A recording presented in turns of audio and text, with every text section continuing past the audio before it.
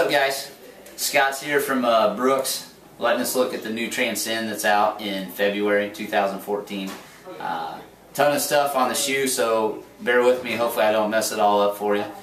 The goal for them is to essentially build a shoe that works with a person's stride, doesn't try to fight it like we've seen the last 10 or 20 years with a real stiff dual density, stuff like that. This gets away from some of that. What are they doing? First thing here, you'll see guide rails, and what the guide rails are doing as they line the shoe is essentially set up so that on a little bit of a wider platform here from the midfoot forward, what these rails are doing is letting your foot really sit down in there, and it kind of guides you through your gait. A little more, narrowed heel here, nice and smooth, tailored around the heel, so you're not looking at big lever arms there.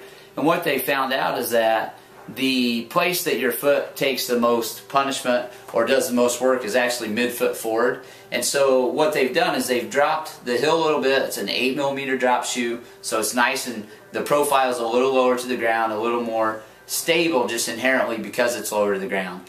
Because they dropped that, they make everything caterpillared here like they've been doing in some of their other stuff. And when they're doing that, they're allowing a nice smooth transition quickly to the forefoot of the shoe and forward. And you can see how this base gets wider. You also see, if you look at this here, how this comes out a little bit. That is adding, again, some more stability to the shoe. So this shoe essentially is going to be a shoe that is very stable without sticking that dual density in here. So what they're doing is allowing you, with Super DNA, to get one of the smoothest shoes you've ever seen from Brooks in stability. Okay? This is interesting to me because what I'm wondering is, so someone that doesn't overpronate, because there's not dual density, because there's a ton of cushion, if someone maybe comes in and they overpronate in one foot a little but not in the other, we're always afraid to overcorrect that with a crazy stable stability shoe. What I wonder is, once we get through this and wear test a little bit, if we could sell this to someone that needs slight support without overcorrecting them. Okay?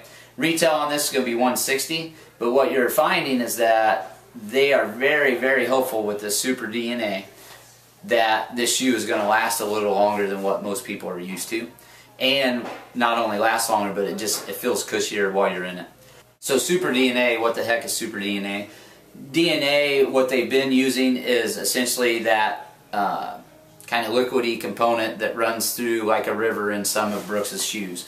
Essentially what I explained it to people was, if you've made glue at home with cornstarch and water and you stick your finger in it, you can get through there nice and soft. If you slap it, it becomes a little more stable across the board. So this is going to be a shoe that, for a gal that is a nice light quick strike, she's going to feel very plush here. For someone like me that maybe bangs a little bit more, that's going to feel a little more substantial to me, and that's what I like. And so what they're saying is they took that and they basically mixed it in with this rubber component. And so they don't have those rivers flowing through there. This whole substance has that intermixed, and so it's supposed to be a really nice ride.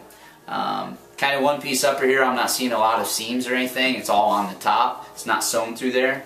And a very nice heel counter. So I don't know if I'm getting everything on there, but so far that's the Transcend. They've been years in the making, and Brooks is really ready to launch this spring, and feeling like people are going to be really stoked about it. So that's the Transcend. More cushion than glycerin, more stability than the adrenaline.